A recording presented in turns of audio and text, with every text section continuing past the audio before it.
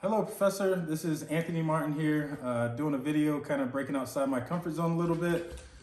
This is for Introduction to Social Psychology with Professor Jason Bagwell. Today, I'm going to be talking about the focus point of altruism. Altruism is something that I think we all want to believe that we have altruistic behavior.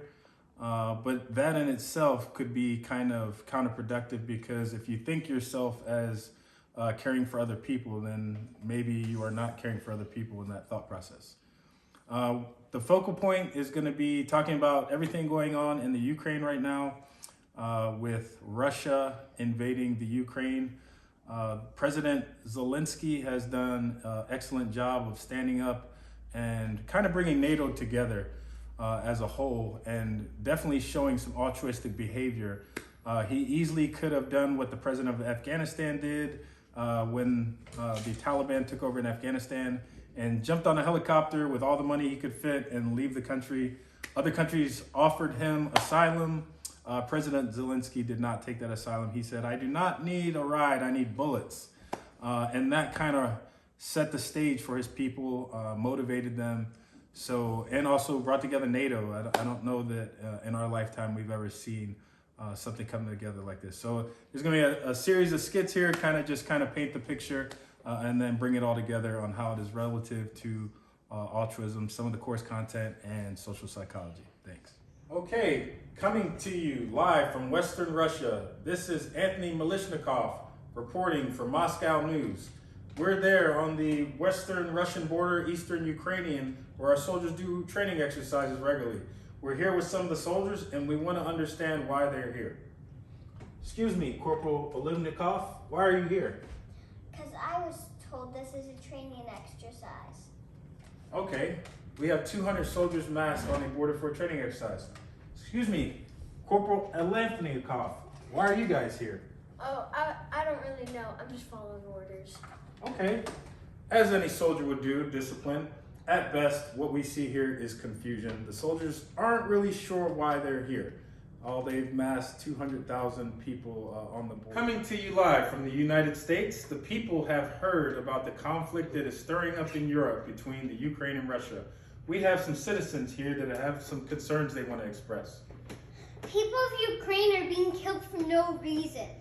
Okay, so obviously people in the Ukraine are in fear for their lives and are being killed, according to the American people. What do you think's happening over there, sir? Putin's gonna use nuclear bombs and start World War III. Okay, definitely a reason to be scared there. Obviously a very different narrative from what we saw. Shares stirring videos from the bunker. He told the Americans he needed ammo, not a ride to safety. And thanks to his resolute leadership, Ukrainian President Volodymyr Zelensky is being hailed around the world. Всім доброго ранку, українці. He's a hero to his people and the world.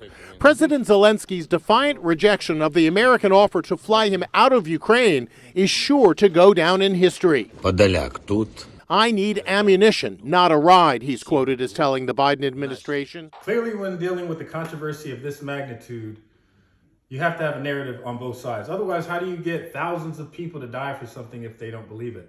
Not just the people that are involved in the controversy, but the people that support the people involved in the controversy, so the supporting countries involved. The United States identified early on that there was the potential for an invasion to happen.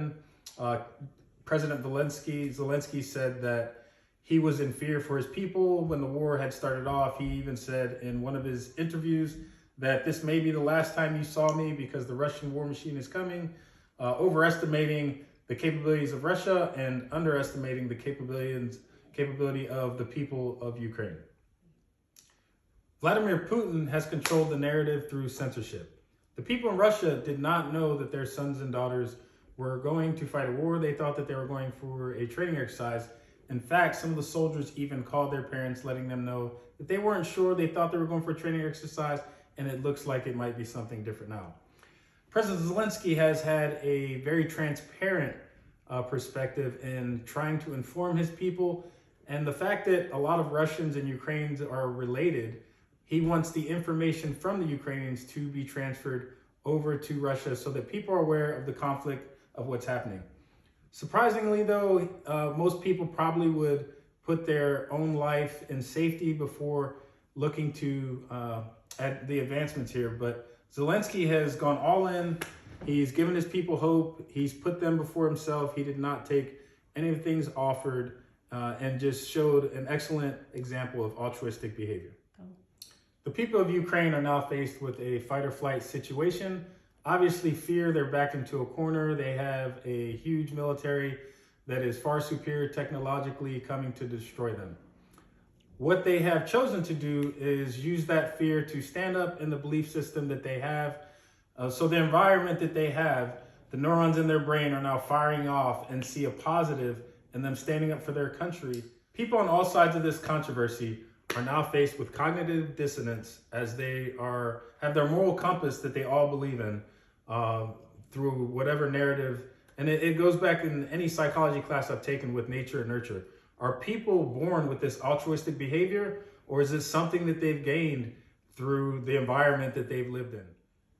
Vladimir Putin has done the exact opposite of altruistic behavior in that he is leading through fear, misinformation, and his people are not as supportive of the actions.